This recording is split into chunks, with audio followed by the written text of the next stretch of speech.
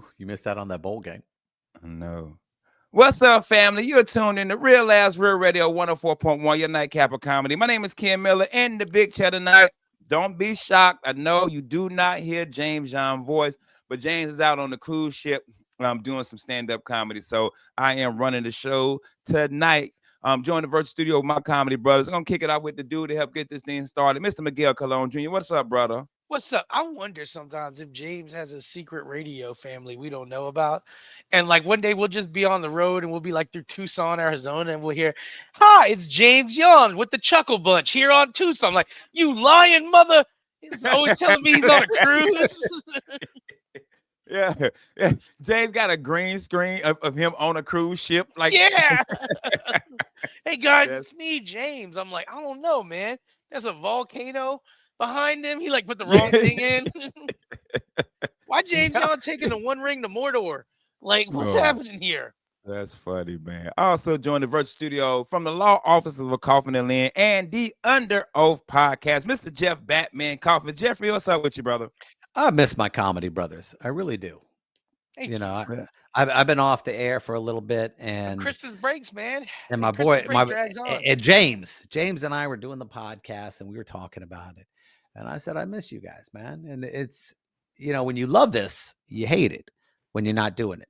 So yeah, I miss you guys, man. So I just wanted to know, a lot of love, glad to be back. And Glad to James is like, remember when Homie the Clown had to like fake it to meet the president? Oh, yeah. Yeah. You know, the one where he goes, did I ever happen to say that Rodney King was way out of line? You know that one? Yeah. Well, I think that's what James has to do on these boats with all these old white people from Alabama. I mean, think they're on their James is 70s in and his 80s. element. Yeah. James is in his element. He's just got Yeah. old white people looking at like, look at the booty in that thong. Yes. And he's like, I'm gonna tell you this, guys, and this to all the listeners listening, and I mean this. There are two comics that I have been with that have received the most standing ovations of any comics I've ever been with, and that is Jersey and James Young. I swear to you, I have never, and I've been on the road with both of them in the beginning of my career. I mean, I'm talking thousands of shows with Jersey and James Young, and I have never ever seen two comics get the most standing ovations from a multiple of different crowds. I mean that, like me and Jersey would do a room. It would be some urban young room with nothing but 20, 25-year-old young urban city kids, standing ovation. Then the next night, we were doing some old folks home, nothing but people in their 60s to 80s, as much as they could stand ovation, like leaning on a walker ovation, But I'm telling you, James Young in Jersey, and I'm putting this up against comics I've toured with around this country and places I've been around this world. James Young and Jersey have received the most standing ovations of any. I mean, I've had multiple nights with them in a row where it's like standing ovation, standing ovation. And their closers are so interactive that Yeah. it brings that audience in. If you've never seen James close it, it's crazy. Yeah. And it brings the audience in. Same as Jersey. Jersey's closer is the same, man. Because I'm with you. I gotta agree. If everybody I've ever okay, so when you're doing Orlando funny, when you're doing a funny bone or improv, that headliner just automatically gets an ovation. Because people they're standing up clapping, but we're talking about you're at Bar a show, South Dakota. Yeah, you're at a bar show, in Yeah. downtown Claremont. You know what I'm saying? Like something like that, where you're like that you're not expecting for the standing O. You know what I mean? So yeah, I 100% agree with you on that. I can see that 18 those people in Cocoa Beach. I did a show with him. 18 people. These people paid a lot of money though, but there were only 18. Man, James finished. That place erupted.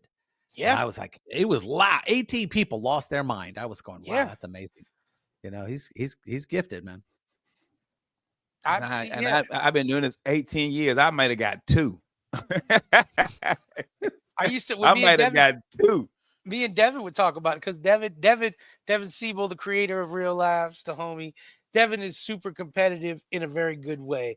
Devin's not competitive where he's going to crap on you, but Devin's competitive where he's not going to lose.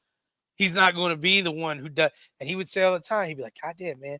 He's like, I'll throw my heat out there. They will love me. They will buy all my merch. They will shake my hands, but they will stand for James. It don't matter if he's the closer, if he's the opener. Yo, it's heartbreaking, guys, when James Young is your feature and he gets a standing ovation, you like, I gotta go to work now. Like, Yeah. Yeah. But it's You know what there. these two did to me at the front stage at Funny Bone is Ken. I gotta follow Ken and James. Yeah. I'm like going, I just threw my hands up. I don't know what I'm doing. Hey, but You you know, I did just good. read the, yeah, following these two. But the one thing is, I saw Eddie B. Um, he does the same thing Devin does with the teachers. yeah. And I was in Dr. Phillips Center, and he took the middle stage. The one that Yeah. it's still a lot of people, but it's the middle one. And man, these people, they love him before he says a word. Yeah, man. And there's a benefit to that. That When you audience, have a no, fan no matter base, what you bro. say, they went off. I mean, jokes that weren't even funny, they were all. I mean, he's a talented dude. He was really good, but they were going nuts before he was even there. Yeah, man. That's the And joy. That's that the joy of building a fan base, being a person who has really dedicated time to build a fan base. I went with I was with David Jolly, Kim, and David Lucas and Hans Kim and them over at the Killers of Kill Tony show in Atlanta. And the eruption from the audience when when they finally came on, when they just were like, come on the stage, Hans Kim. The audience was already like, just whatever you say. Whatever you say, this is going to be great. And you think about it, you're like, damn, I just had to fight to earn my audience.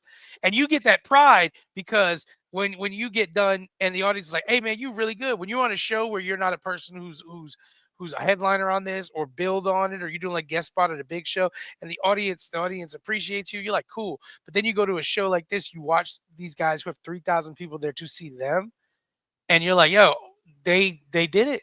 They got that audience in their hand already, and they're so good already that not only do they have the audience in their hand, but when the audience sees it, the audience is gonna just go nuts because they're that good anyway.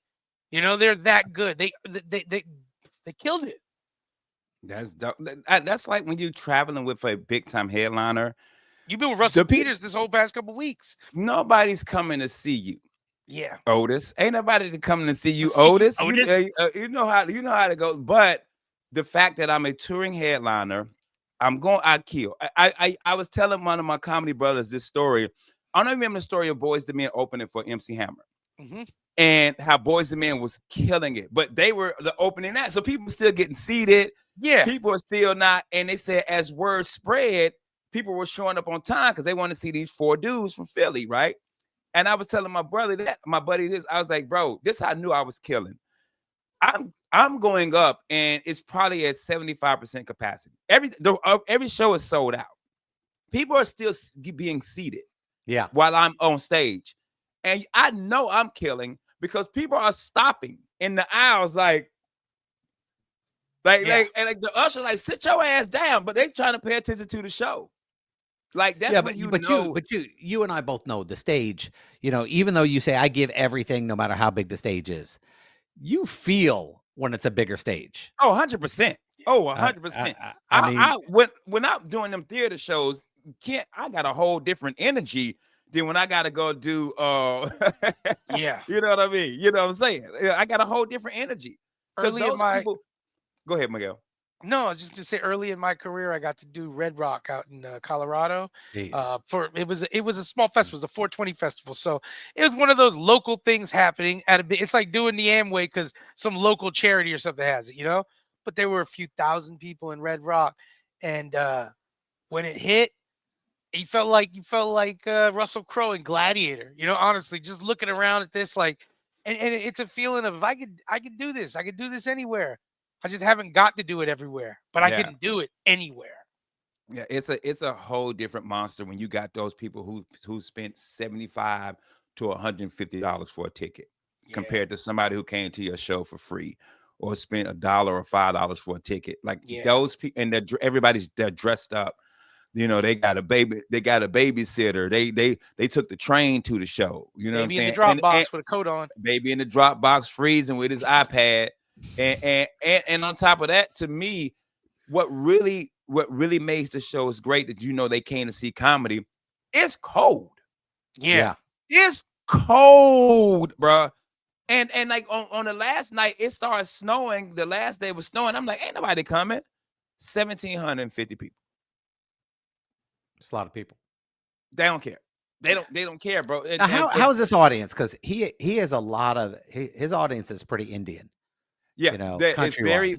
very brown audience, but also Asian. It's brown and Asian people love Russell him. speaks And Mandarin, doesn't he? Also, I think even Russell dog, speaks that Mandarin. I don't that dude do everything, bro. Yeah. You know, he done fought Mike Tyson.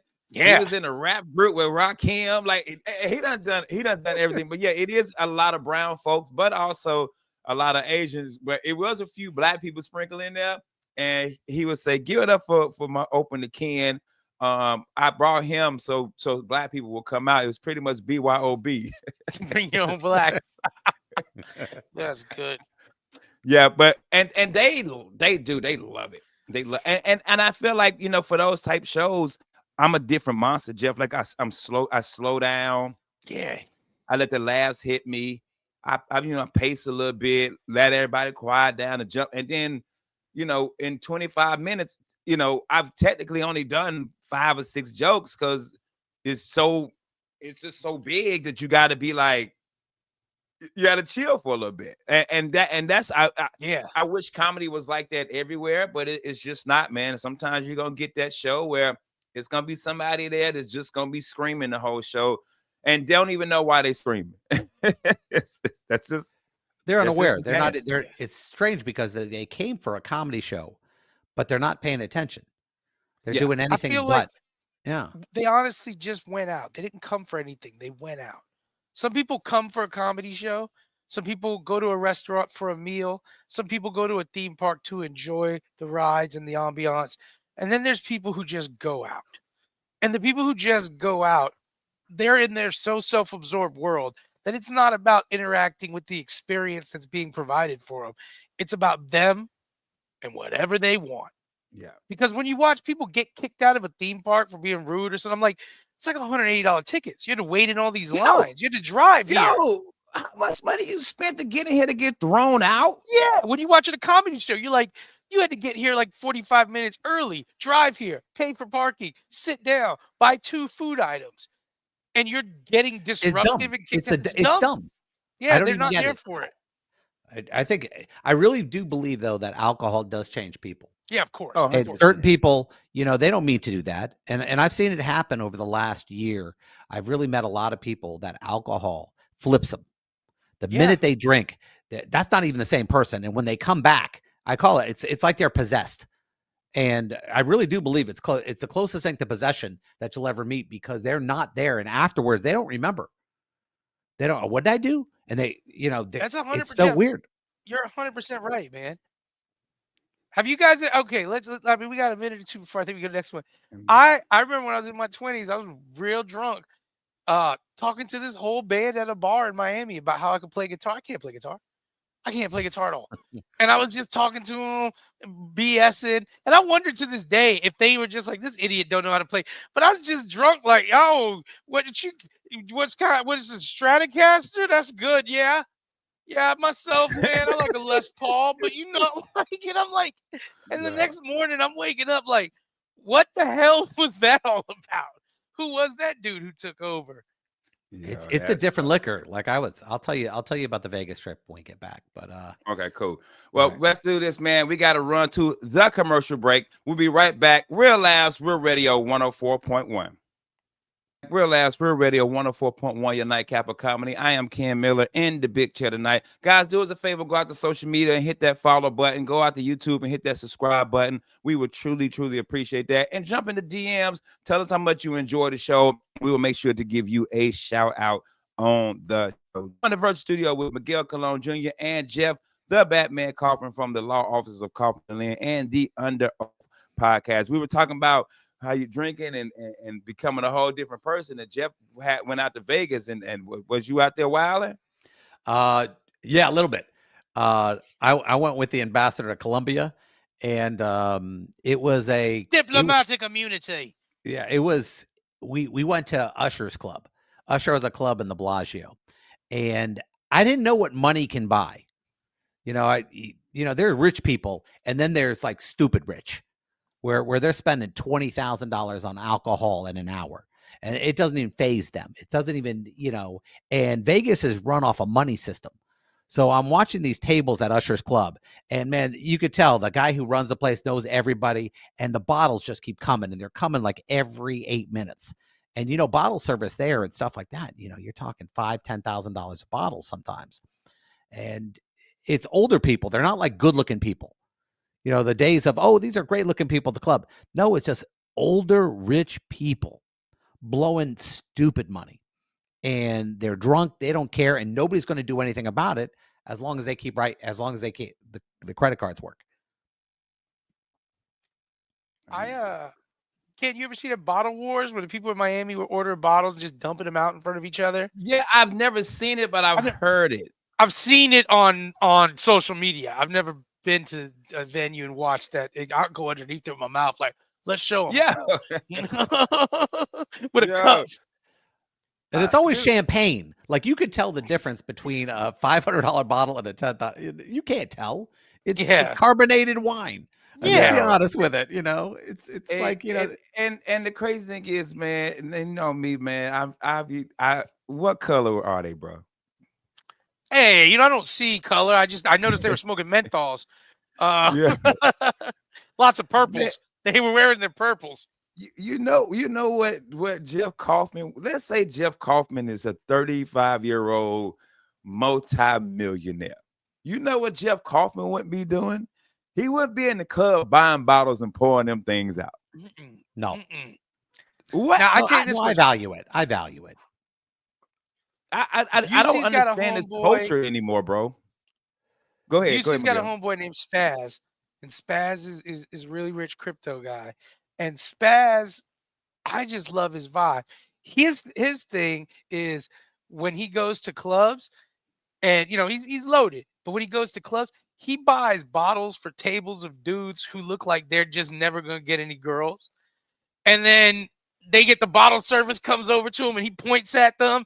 And so his whole thing, he said another big flex of his is he's like, oh yeah, he's like, I like to buy bottles for people at clubs like that. He's like, I like to go to really crappy car dealerships and just roll up on people about to buy a $5,000 car and just buy it. And he's like, because he says he gets the joy. He's like, I get the joy of doing wild stuff like that. He's playing like, Santa. but you playing Santa. He's like, I love it. What I do. Yeah, and he's like, I love it. And he goes, I'm not crazy. He's like, I'm not buying people Rolls. He goes, I've been riding. He was telling us he was riding and saw one of these, had all these Brazilian flags on it. It was like, you pay here, you buy here dealership. And he just rolled up, and he's got like a Phantom Rolls Royce. I just rolled up. He said, hey, you trying to buy a car? And the woman was like, yeah. She was like, trying to buy like a $5,000 car.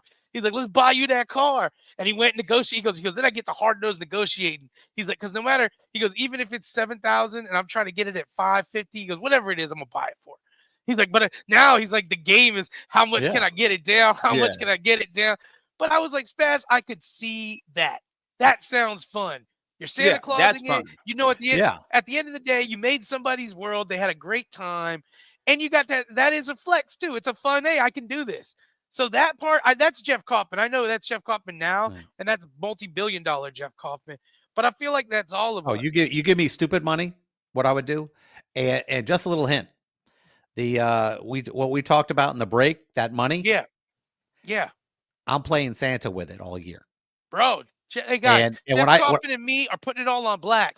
And we don't mean on the table. When I say that, I mean I was at the Waffle House over Christmas Eve before we left. Of Christmas Eve, I was there, and these people were suffering. They were not having a good day. They were getting there. I mean, these are people who were treated like crap. Nobody was tipping, everything else like that. And there were like 9 of them getting killed on Christmas Eve. And when I broke out the vault to take care of them, and they didn't know what was coming. And when you give people a couple Franklins, the place loses it. Jeff, that's the electric that you were worried about. That's extra gifts that you were worried about. That is something that you were concerned about as an employee. And I haul ass. Yeah, I was about to say, you better get your ass up out of it. No, and the better this one. I walked out and I was getting in the Jeep, and I was with Matt and the Russian. And right then they go, oh my God, that girl who was who was in the back, she didn't get it. And everyone's like, they're all wired in there now, and they're talking, and you could, And they're going, "Oh my God, you missed her." And I go, "Damn it. I had to go back in It's like a and Navy take SEAL and movie. take care of her We and then gotta run out go again." back. Bring the chopper Yeah. back. But yeah, that's your boy does that. And Yeah. there's no, if I spent 1,000 on a bottle, I mean, just let's say I did that, and I wouldn't do it. Yeah. But if I did it, I would rather give 1,000 to the people who are serving it Yeah. rather than waste it on a stupid bottle, knowing the club's going to get that, and Right. she's not. Right. Exactly. Like, Yeah. I mean, it just doesn't seem like it, you know. Like, I like to give strippers $20 bills, and I write in the middle, "You're beautiful, baby. Your dad's proud of you." Because I know that matters. Hey, secret to a scallywag, tell her you're proud of her. She don't hear that a lot. Yeah, you That's doing it. That's good. the heart You melter. doing Hey, good, sis. hey, You doing good. listen, she upside down popping it. You like, hey, I'm proud of you. You doing good. You all right. Tip Yeah, you trill. you only dropped off 2 babies in the past 5 Mhm. years. You doing She got good. she got her legs up here. You like, you gonna be a good nurse.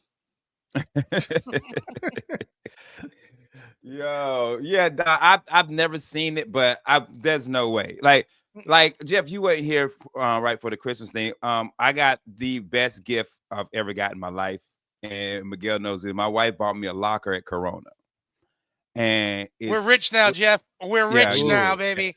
yeah. So got my little So locker at next time Corona. we go, I'm getting drinks. No, you don't have to. I got a bottle in the locker.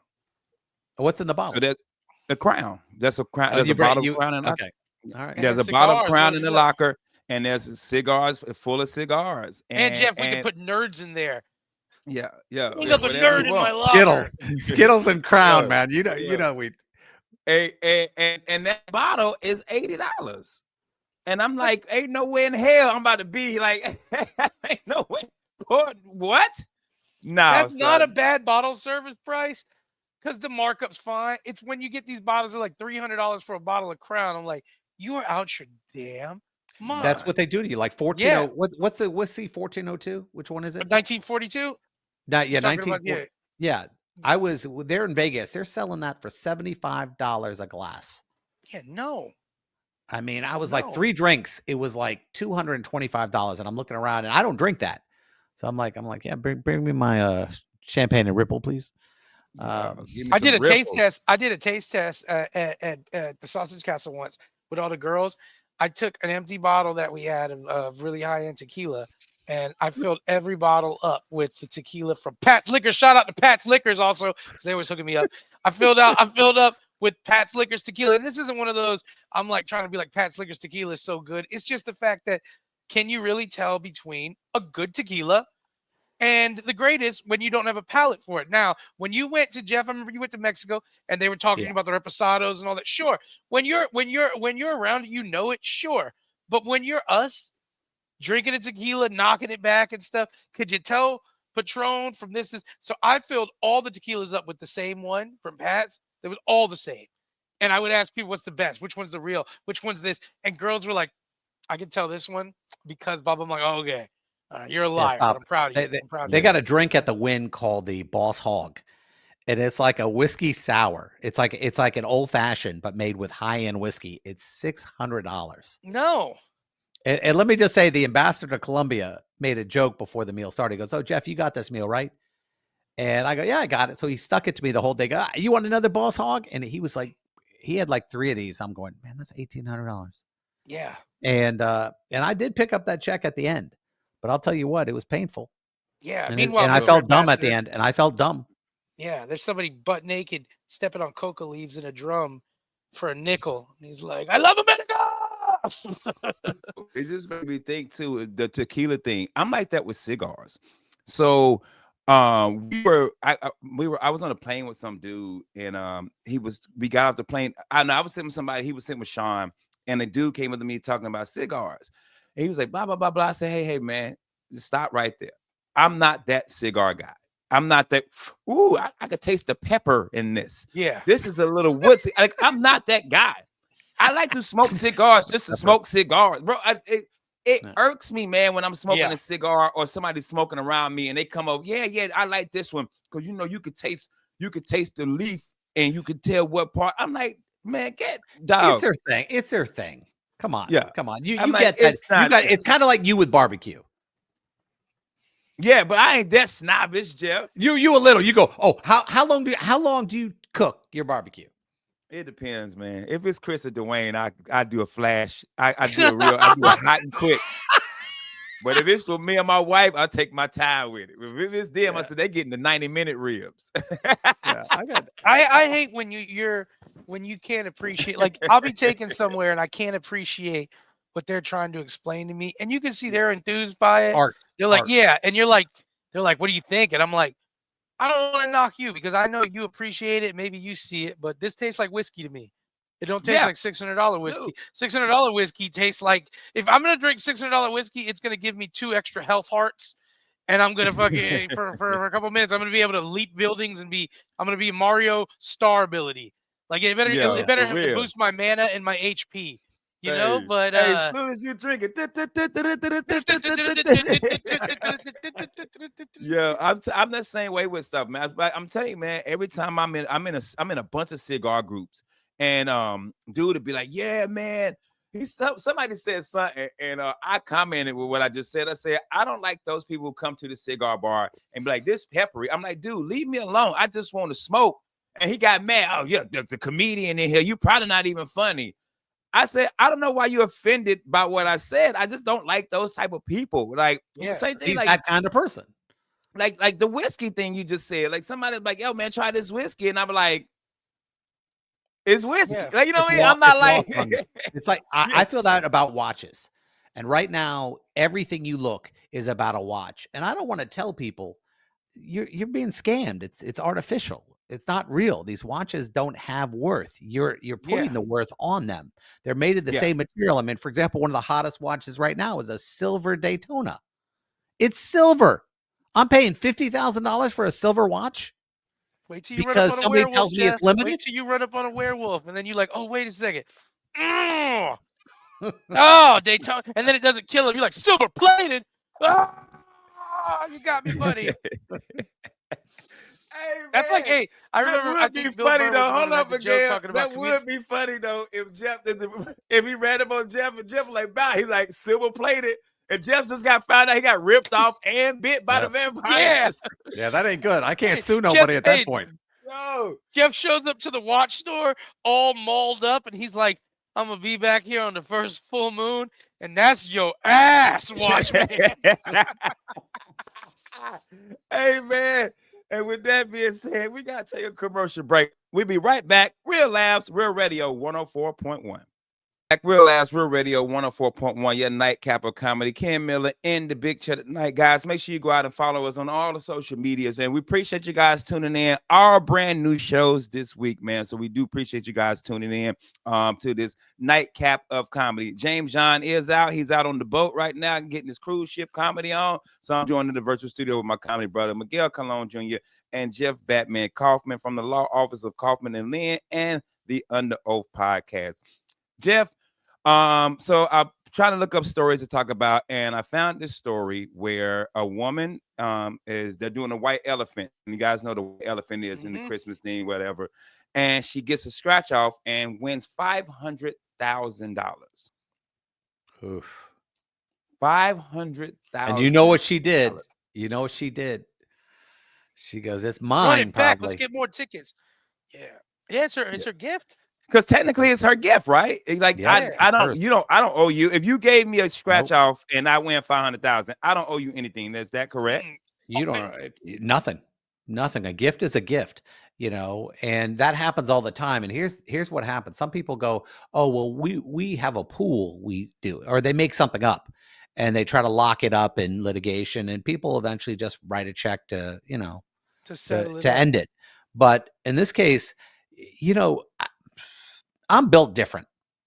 I am absolutely built different. If we did one of those things and I opened that up, there is no way I'm not splitting that equally with everybody there. And the reason why you wouldn't do it was what? Oh, well, because, you know, I come from money's important to me, money's power, you know, this will set me for life, you know, but this happened in a group of people. You know what I'm trying to say? Well, it was a Christmas gift, though, to her. Yeah, I Well, was saying like for for the the those are group. group. office gifts. Those are office Yeah. gifts. If I did that, for example, like we have Secret Santa. And could you imagine me giving that to Well, somebody great for in the blowing the secret, Jeff. Jesus. yeah. Yeah. Oh no, I don't do that. I don't know if you know my Secret Santa in my office.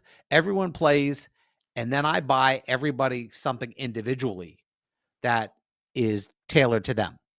So normally it's like a $200-300, and this isn't their Christmas bonus. This is like a $200-300 gift that is directly tailored to what they like. And I mean, it could be anything. And these people open their gifts, they lose their mind. Oh my God, how did you know?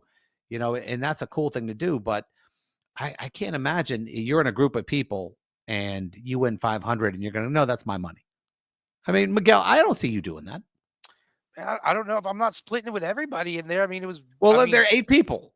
yeah, yeah. I mean, but they. I mean, this is the thing. I got to be honest, man. I don't think I'm splitting the 500,000 with the 8 people in the room because they got me a lotto ticket. I mean, I'm gonna definitely take care of the person who got me the ticket.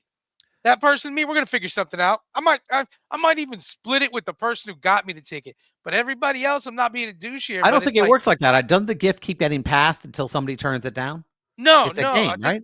no. Yeah, This one white is. elephant. No, This is White the white Elephant's a elephant. game. It's not Secret Santa. Oh, okay. I'm sorry. So this No, isn't like a it's Secret you Santa. pass it, you got to keep it, or somebody takes it. It's one of those things Is that where how it works then? it's kind of like Okay, a if weird that version of hot potato. okay, then it does belong to everybody in that opinion. Then in my mind, you're right. Okay, I'm thinking this like a Secret Santa gift because I would split it with the person who got it to me, just because I'm like, Yeah. hey, I'm not supposed to come up like this. You got me to come up. But okay, so if it's okay, so white elephants like that, you just keep passing them around. All Yeah. right, then yeah, It's a weird game. we all just came up. Then okay, I get that, man. I get that. They go, instead of the shoes, I'll take the lotto ticket. And Okay, that's where yeah, and it then keeps getting yeah, passed around, and then somebody goes, okay, I'm going to take the lotto ticket. You get what I got. And somebody gets left with the crap gift, and yeah. somebody gets So at left the with end a of the good day, gift. these gifts didn't belong to anyone individually. It's just it can Yeah, belong to it's a weird anybody. it's a Based weird on stupid game, and Yeah. I know it's fun, but I've never seen those end well. Nobody, So let me ask you there's this. some unhappy people at the end of this. This is like a dumb question, but I don't actually, I don't know this. Yeah. Uh, how do you prove? I guess just because of possession. Let me ask a question.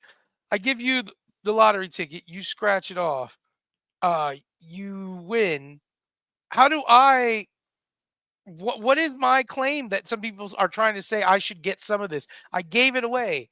Like I gave it away, right? Like I It's mean, it's it's not. actually it's actually a really stupid argument, Yeah, and it there seems really like it isn't is. one. There really isn't one.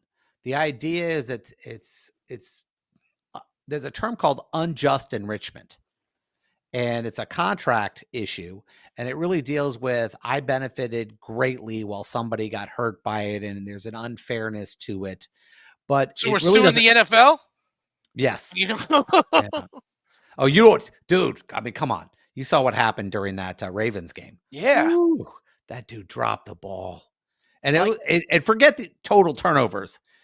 Like the last play of the game, you dropped that 2-pointer. Oh, and just so you know, this is great. If you don't realize, the over and the under, the over was 52 points, 51 and a half. They scored a total of Wow. 52 points. Wow. Vegas is too good. that's nuts. I don't screw with Vegas. Yeah. I'm gonna be honest with you, man. I ain't giving nobody no money. Yeah, I know. If I got it in the white elephant and I scratch it, and the reason I ain't giving, ain't nobody gonna know. You not I ain't telling nobody. Oh, they knew at the time. They were I'm not scratching. You probably scratched it in front of them. I scratch it when I get home. You boys know this is the truth, Hey, though. I scratch it when I scratch get my home, scratch dog. offs at home, not for any other reason than I have like my own superstition to it. It's not like I have but I scratch them at home. And one time I was scratching off, and I thought I won $50,000. It was one of those if you get this dog, you get $50,000. There's 3 different kinds of dogs. So I like scratched, and I saw it, and then I looked at it, and I thought it was 50,000. I was like, all right, chill out. You don't have to tell anybody about this. This isn't life-changing money.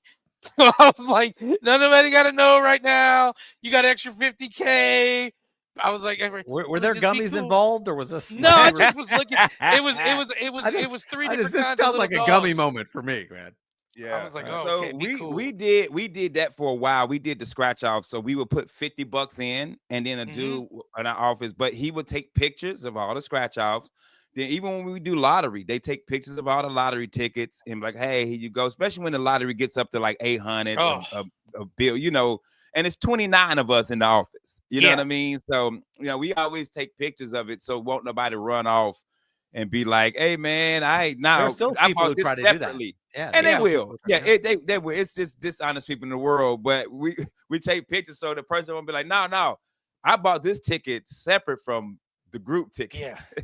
And they You know say what that always too. That's the you know, argument they you make. know who are the worst people? The people who buy the scratch off right there at 7-Eleven, don't even scratch it, just scan it, to see if it's a winning. Because the bottom barcode, they can just scan it and tell if it's a That's an winning Oh, ticket. addiction. word?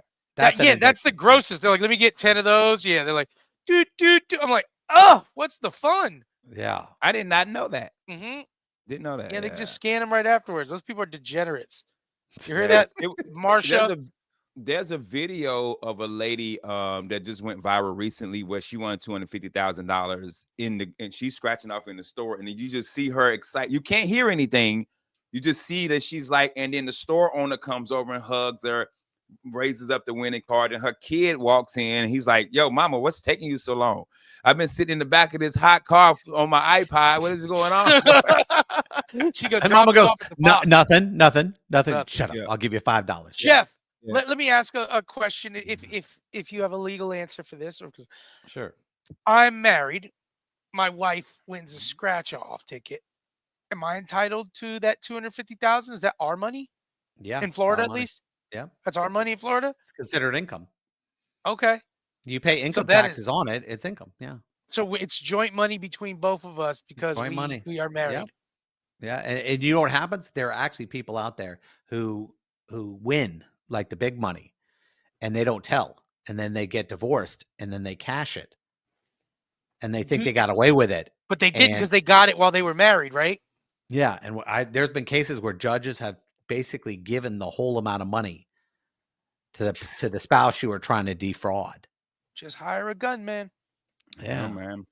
I mean, Hey, Amazon Gatsby. Amazon Gat. that was not good. He rolls up at that omelet station. So I hear you want a lotto ticket. Yo, but that's just the greed in people. Like, if you The want a greed, significant man. amount of money and divorce your spouse, and I'm like, I'm not giving them half. Let's say it's 100 million. What's that after taxes? It's 0.4. So it's you get 60. So you get 60, You walk with now, about 60, yeah. and so now you like, I'm divorcing. I ain't giving you no money. Now you're going to court, and the judge, some judge might be like, nah, she can get all of it. Yeah. You No, know, like, if you try to trick her out of it, yeah, if you he'll try to split trick her out of, normal. yeah, Like if you lie and hide the money. yeah. You See, know, I I've would seen just be like, judges here do go that, your yeah. half. I'm not about to lose all the money. There's a point, to some money, like Bezos, for example. When Bezos got divorced, he goes, here, take half. I'm still the richest person in the world with half my money you took. Yeah. I mean, that's the same with Larry David. Larry David, when he divorced his wife, the guy who created Seinfeld, he did the same thing, take half. Half, if you can't spend 10% of this, I mean, the money is what the money is. Yeah. Monique said that when Monique was on the Monsters and we were all talking one time, she said when she was separating with her dude, she was like, I really thought about it. And she says, would I been able to do all this without you supporting? She's like, and you played a supportive role. She was like, so you get your share. She was like, because at the end of the day, she's like, you were there. You were there when we were struggling. You were beside me. You were behind me. You were helping out. And I think that's important too, man. When you're like, hey, listen, you were there. You're my wife. My new wife. It's gonna be so much better. But here's your 10 mil. Go out there, baby. I'm proud of you. Yeah, I don't wish. There are people who are terrible though. Yeah. And I can understand that. Terrible divorces, when you feel that person just treated you so badly that you're going to fight over shoes. Yeah. And I see that in divorce. And the problem is divorce attorneys normally jack that relationship. They make it worse. He's just trying to do this, and they get you going and they rile you up sometimes. And I'm not saying all of them, but there's, some of them. if you're upset what I'm saying right now and you don't agree with me and you've been doing divorces and you've never seen that attorney does that, you're lying to yourself. Yeah, you're the attorney. Yeah, you're that guy. I mean, but that happens all the time, and I feel bad because I know somebody's getting trying to jack right now. She's getting divorced, and her ex-husband, they bought a house together, and he's going, well, we got to value this in 2021 when we broke up. Now that it's now 4 years later and we're finally getting divorced. He goes, no, you're No. trying to jack me out of 300,000 when it's my money in there too. So yeah, there are people who hate is hate. Yeah, greedy hatefulness, man. Jeff, as an attorney, have you ever talked to a couple and tried to like talk them out of like being vicious with each other and stuff like that? Have you ever had Yes. a client you're like, hey, let's not do this? Yeah. I'm going to tell you what the best advice I gave this woman. This woman was offered it was a fair settlement, and she wanted her pound of flesh. And this men do it too.